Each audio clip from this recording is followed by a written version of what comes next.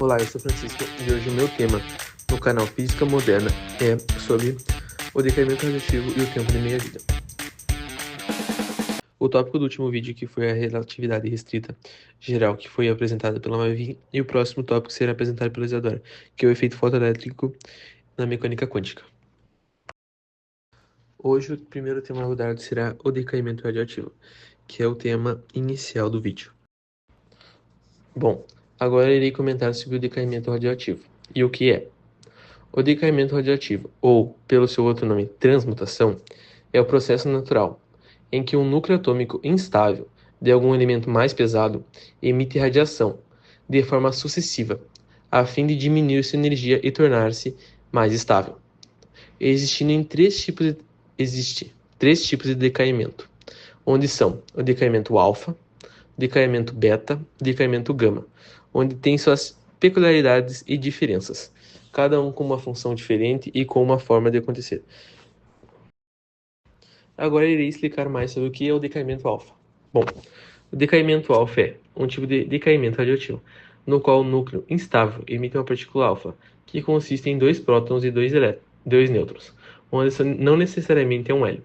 Bom, a questão muitas vezes que é ensinado que o decaimento alfa, o elemento mais radioativo, mais pesado, elimina um hélio, mas não necessariamente. Ele elimina dois prótons e dois elétrons. Esse processo reduz o número atômico do elemento original em 2 unidades e o número de massa em 4 unidades, transformando em um novo elemento mais instável. A questão muito do decaimento radioativo é a questão que ele transforma um elemento mais volátil, mais perigoso, não perigoso, eu diria mais instável, num elemento mais estável. Bom, as características do decaimento alfa são: ocorrem em núcleos pesados como urânio, rádio e polônio. Como esses elementos são mais instáveis, não tem muito estabilidade, ele acaba perdendo muita energia, que aí seria exatamente o decaimento alfa, onde perde dois prótons e dois nêutrons, correção. Bom, e esse é muita questão disso, que são em elementos mais pesados. Não ocorre muito em elementos mais leves. Bom, a partícula alfa também tem baixa penetração, sendo facilmente bloqueada por papel ou pele. A questão muito é que a penetração da partícula alfa, ela é muito fraca, não tem muita penetração. Ela é pouco perigosa nesse sentido, não tem muitos problemas se pegar diretamente.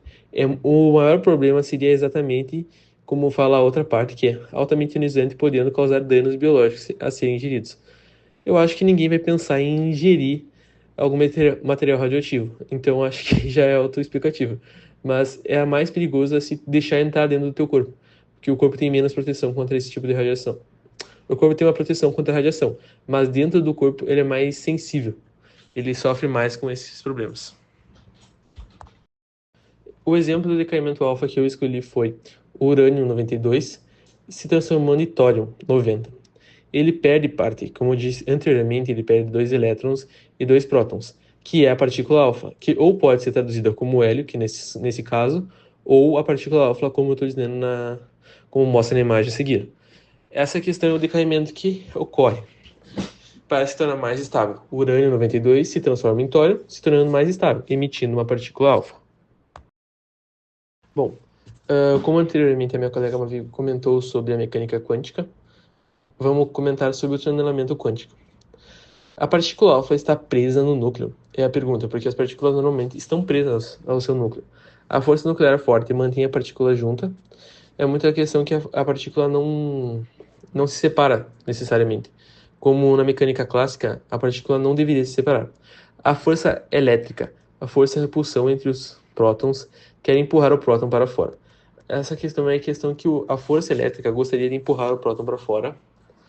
E essa é a questão. Ele não necessariamente está preso. Como funciona o tunelamento? As partículas alfas estão se deslocando dentro do núcleo. É muita questão que não tem como saber aonde está exatamente na mecânica clássica, na mecânica quântica, onde exatamente algum, a posição e a velocidade. Em alguma dessas oscilações, a probabilidade é pequena de ela passar direto pela barreira de energia, sem precisar vendê-la. Correção, não consegui falar direito. Mas bom, é muita questão que ela, pela probabilidade, ela tem uma pequena probabilidade de ela passar direto pela barreira. que não necessariamente deveria acontecer, mas ocorre. É como se ela aparecesse em outro lugar. Depois de várias tentativas, ela finalmente consegue escapar. Existem situações onde ela consegue escapar e outras situações que não. Por isso que ocorre o decaimento alfa. Bom, em resumo agora, o núcleo segura a partícula alfa com uma barreira de energia. Pela física clássica, não poderia sair sem energia o suficiente. Muito a questão que energia é igual a velocidade dessa força. Pela mecânica quântica, há uma chance pequena da partícula simplesmente aparecer fora do núcleo. E depois de várias tentativas, a partícula alfa escapa, causando o decaimento alfa. Desse efeito essencial para explicar os núcleos instáveis liberam radiação alfa. Essa é muito a questão da mecânica quântica, que quando uma partícula precisa de mais energia, ela precisa de mais para existir mais velocidade, como todas as partículas normais, como Einstein deduziu nessa teoria da relatividade. Mas como diz a questão dos buracos de minhoca, é como se fosse isso. Ela tem uma pequena chance de aparecer fora do núcleo. Depois de várias tentativas, a partícula alfa escapa, causando decaimento alfa. É muito essa questão, que ela pode aparecer. E aí que ocorre a liberação da radiação alfa. Bom, agora eu falarei sobre as partículas do decaimento beta. Aqui são algumas nomenclaturas que deveríamos falar isso. Decaimento beta negativo, o antineutrino, é uma partícula subatômica que tem as mesmas características do nêutron, mas são cargas opostas. Ela fosse, como já diz o nome, antineutrino, ela é um antinêutron. Entendeu? Essa é a forma que elas... Dá para explicar dessa forma, quando elas se anulam. No decaimento beta positivo, no caso, decaimento beta mais, o pósitron é uma partícula subatômica com carga positiva, em que é antipartícula do elétron. Ela é antipartícula do elétron, como eu disse anteriormente, ela funciona como o antineutrino do neutrino. Elas são contrárias. E os neutrinos são as partículas subatômicas, elementares sem carga elétrica. Elas são, outras palavras, neutrinos é uma nomenclatura para os nêutrons.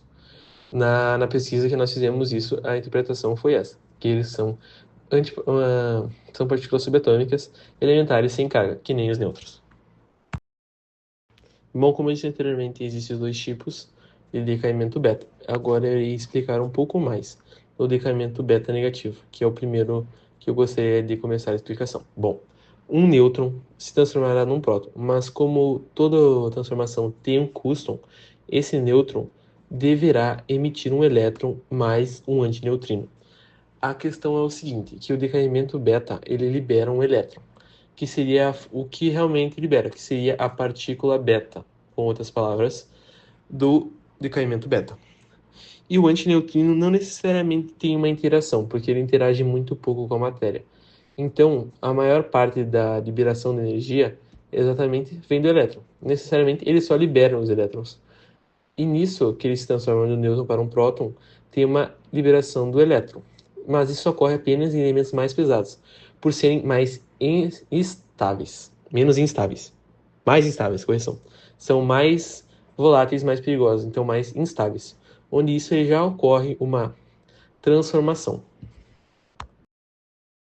Bom, na explicação anterior não ficou muito bom, mas eu gostaria de explicar um pouco melhor a questão por que um próton quer se tornar um nêutron ou um nêutron quer se tornar um próton, antes de terminar a explicação do decaimento beta positivo.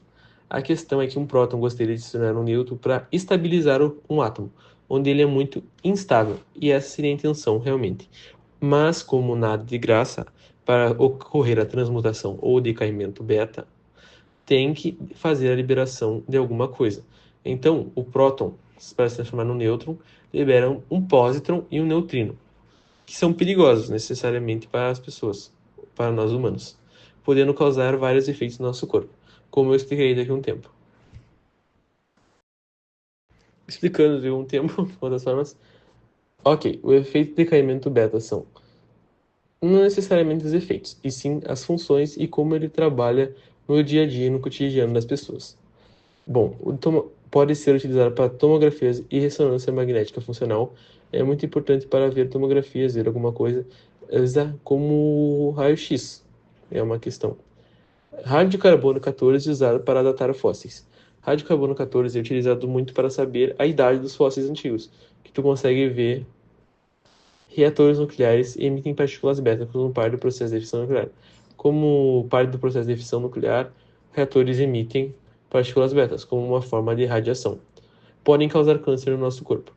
Como comentei antes, isso não, as partículas betas podem causar câncer no nosso corpo, por serem perigosas, de uma certa forma, que podem nos causar câncer. Câncer necessariamente é uma mutação que ocorre no material genético, onde quando ele tem uma relação direta com o nosso material genético, pode causar isso, ocorrendo alguma mutação que pode causar câncer.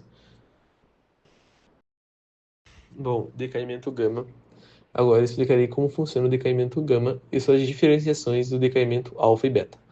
O decaimento gama é um tipo de decaimento radioativo em que o núcleo atômico, em estado de excitação, libera energia na forma de radiação eletromagnética, especificamente fótons gamas. Esse processo ocorre sem alteração no número de prótons e nêutrons no núcleo, apenas com a liberação do excesso de energia. Bom, por serem elementos mais pesados, eles liberam mais energia.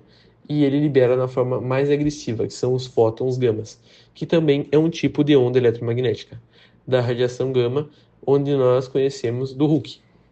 Não necessariamente tem muito a ver, mas gostaria de comentar isso, que o personagem da Marvel, Hulk, era um cientista que foi atingido por uma forte radiação gama, onde se tornou um monstro verde. Bom, mas voltando ao assunto do decaimento gama, a questão é que é um decaimento radioativo por ser muito agressivo, ele não libera exatamente partículas, como prótons e nêutrons, e sim energia na sua forma mais pura, uma forma eletromagnética, na sua onda de forma de fótons gama. Bom, agora eu irei explicar as características do decaimento gama. Bom, o decaimento gama é a emissão de raios gamas na radiação eletromagnética de alta energia e alta frequência. Como eu falei anteriormente, a emissão de radiação gama ou radiação eletromagnética, ou também como forma de raios gama, que também pode ser definido como ondas eletromagnéticas de alta frequência, que são mais fortes do que as outras ondas de menor frequência, como rádio e infravermelho, podendo causar vários efeitos no nosso corpo, como outros decaimentos ocorrem, como câncer, essas coisas prejudiciais à saúde humana. Não altera a identidade do elemento, ao contrário dos decaimentos alfa e beta, que mudam o número de prótons ou neutrinos. Bom, como os outros decaimentos, ocorre uma perca de números de prótons ou neutrinos. Diferente, o decaimento gama não perde nada. Ele só perde energia e libera como uma forma de estabilização também. Acompanha outros tipos de decaimento. Normalmente, um núcleo sofre primeiro um decaimento alfa ou beta, ficando em um estado de excitação. Depois libera um fóton gama para retornar ao seu estado fundamental. Como eu disse anteriormente, ele libera essa energia para estabilizar. Não necessariamente perca de prótons e neutrinos, e sim para estabilizar, que é uma forma de energia, diferente dos outros decaimentos. Extremamente penetrante, pode atravessar vários materiais, exigindo chumbo ou concreto expresso para bloqueá-los. Muita questão que existe várias formas de... Ele penetra de várias formas vários materiais, exigindo chumbo e concreto, que são materiais que conseguem lidar mais com essa questão de radiação. Ele consegue bloqueá-lo, mas é um material que é muito perto do raio-x, que é um tipo de onda eletromagnética. Por isso ele tem essa característica muito forte. Bom, agora eu irei comentar sobre o processo de meia-vida, que pode ser definido de várias formas, que eu começarei a explicação agora. A definição. A meia-vida é um tempo necessário para a metade dos átomos de uma substância radioativa se desintegre. É importante para entender o conceito que está relacionado à probabilidade de decaimento de cada átomo, mas de forma estatística. Bom, como a definição diz que é o tempo para um átomo perder metade da substância radioativa se desintegra. Então, como dito anteriormente, existe um decaimento. E o tempo de meia-vida é saber quanto que metade dele vai se dissolver. Exemplo. Uma amostra de um elemento radioativo, como o carbono 14, ele tem uma meia-vida aproximadamente de 5.730 anos. Isso significa que ele começará com 100 gramas de carbono 14, após 5.730 anos, metade da quantidade já terá se desintegrado, sobrará apenas 50 gramas de carbono 14. Como eu estava lendo o exemplo aqui, é a questão que é o tempo que demora para diminuir até a metade, mas não necessariamente precisa ter efeitos adversos, como temperatura, ah, pressão humana. Pressão humana consegue interferir bastante, né? Mas eu estou falando muito elementos como temperatura, chuva, elementos mais naturais. E sim é uma questão que é o tempo que ele se perde naturalmente. Não tem muito como ativar com esses processos que normalmente são comuns em elementos mais fundamentais. Eu vou explicar o que é a fórmula. NT é a quantidade de núcleos final, quanto que sobrou no final, depois do certo tempo.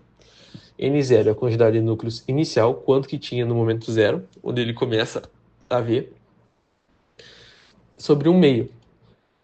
E aí, sobre um meio. Aqui é o tempo de meia-vida, é a forma que se calcula a meia-vida de um elemento. Bom, agora eu irei demonstrar um gráfico, tá? E para ficar mais simplificado como seria.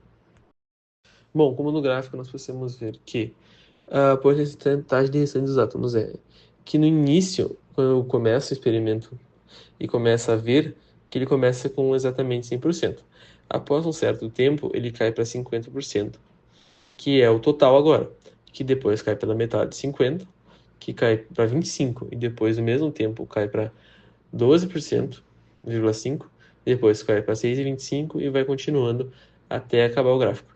Bom, mas como nós vimos, esse é um gráfico de exponencial, que ele tem um decaimento exponencial. Mas como o exponencial nunca chega a zero, o tempo do elemento nunca se dissipará para sempre. Bom, continuando. Agora irei falar sobre as propriedades do processo de meia-vida. Independente da quantidade inicial, o tempo de meia-vida é o mesmo, independente das quantidades de material radioativo. Como eu disse anteriormente, não importa a quantidade de material radioativo, pela questão que ele sempre divide pela metade. Quanto só aumenta o tempo, mas o tempo que demora para acabar o total, mas não necessariamente o tempo de meia-vida. O tempo de meia-vida é constante, é uma constante que depende exatamente do material, não do quanto desse material possui. O decaimento exponencial é a quantidade de material que diminui pela metade a cada meia-vida, seguindo uma curva exponencial. Como mostrado anteriormente no gráfico, a curva exponencial nunca chega a zero. E como isso é a representação do decaimento radioativo, nunca acaba necessariamente o material. O material nunca deixa de existir. E sim apenas se transforma menos, se torna tão pequeno que ele exatamente se torna pequeno. Não ao ponto de desaparecer. Processo aleatório. Embora minha vida seja constante, o decaimento de cada átomo é aleatório, mas segue uma probabilidade conhecida, por grande escala. Bom, o processo é aleatório, não é exatamente assim com todos os átomos. Pode um demorar mais, demorar menos, mas é um processo que pode ser medido, mas não pode ser medido exatamente por átomo a átomo, muito pela questão da relatividade geral, que tu não consegue saber onde está um átomo. A redução progressiva. A cada meia-vida, a quantidade de material diminui pela metade, mas nunca chega a zero. Como eu disse anteriormente, a redução é progressiva, muito pela questão da curva exponencial, mas nunca chega a zero. Bom, agora irei falar sobre as aplicações do dia a dia. Como os humanos utilizam o processo de meia-vida no dia a dia de forma mais prática. Bom, a primeira é a datação por carbono 14, usada para estimar a idade de fósseis, artefatos antigos e quantidade de carbono 14 remanescente, que permite calcular o tempo desde a morte de um organismo. Bom, a utilização do carbono 14 para medir o tempo é através que pode ser utilizado em plantas e animais mortos e em medições. Muito pela questão que o carbono 14 se extingue em 5.730 anos, como eu disse anteriormente no exercício. Cientistas determinam a idade dos fósseis, tecidos e objetos antigos no processo que funciona através do carbono 14. Na medicina moderna, é utilizado muito o processo de meia-vida no tratamento de câncer, na radioterapia, onde na medicina os elementos radioativos são usados para destruir células cancerígenas. Por exemplo, o iodo 131, usado no tratamento de câncer de tireoide. Sua meia-vida é de 8 dias. Significa que após 8 dias, esse período, metade da radiação já foi eliminada, reduzindo os riscos ao paciente. No diagnóstico por imagem, medicina nuclear, O técnico 99M é um dos isótopos mais usados para exames de imagem, como cintilografia óssea e tomografias. E tem uma meia-vida de 6 horas, permitindo que o corpo elimine rapidamente a radiação após o exame, tornando-se um procedimento seguro e eficaz. Na farmacologia, o processo de meia-vida dos medicamentos. Além da radioatividade, a meia-vida tem um conceito fundamental para determinar quanto tempo um medicamento permanece ativo no organismo. Por exemplo, o paracetamol tem meia-vida aproximadamente de 2 a 3 horas, o que significa que nesse período a concentração no sangue cai pela metade. Já a fluoxetina antidepressiva tem uma meia-vida muito maior, de 2 a 7 dias, por isso seus efeitos duram mais tempo. Geração de energia nuclear é utilizado também para medir a energia nuclear. O processo de meia-vida é usado como combustíveis nucleares, urânio e plutônio. A meia-vida de elementos radioativos é essencial para planejar a eficiência e o descarte do combustível nuclear. O urânio 235, usado em reatores nucleares, tem uma meia-vida de 703 milhões de anos, tornando-se ideal para a produção de energia a longo prazo. O plutônio 239, utilizado em reatores e armas nucleares, tem uma meia-vida de 24 e 100 mil anos. 24 mil anos e 100 mil anos. 24 mil anos e 100 anos. Ficou difícil falar isso aqui. Exigindo cuidados no armazenamento após o uso. O planejamento da segurança nuclear também pode evitar desastres como o de Chernobyl e Fukushima. E meio que elementos dispersos no ambiente determina quanto tempo a área permanecerá perigosa. É a questão que os elementos se dissolvem na natureza. A questão de Chernobyl que até pouco tempo atrás era para pessoas era proibido não, necessariamente perigoso. Mas daqui a uns anos, quando passar os efeitos da meia-vida desses materiais, se poderá possível as pessoas irem até lá. O césio 137 é um dos principais contaminantes, que tem meia-vida de 30 anos, ou seja, levará séculos até que a radiação caia para níveis seguros. Como o Sérgio diz aqui, que é a questão que o tempo de meia-vida demora 30 anos. Então, 30 anos para ele cortar pela metade, que não necessariamente se torne seguro para os humanos. Então, por isso demorar muito mais tempo. Porque até se tornar em um momento que torne seguro, é muito difícil, que demorará séculos, como comentado anteriormente. Também muito utilizado para tratamento de lixo radioativo. Essa questão que lixo radioativo é produzido através da liberação desses resíduos de usinas nucleares, essas questões de armas nucleares. Que também e esses materiais, como são muito úteis no dia a dia, os hospitais têm que se livrar disso. E é muito difícil. Dependendo da meia-vida do material, ele pode precisar de armazenar em um lugar seguro por milhares de anos, antes de se tornar inofensivo. Quem gostou, dá o like, compartilha para mais. Que o nosso próximo explicação será sobre o efeito fotoelétrico, e será com a nossa colega Isadora. Quem gostou, compartilha, dá o like e obrigado a todos.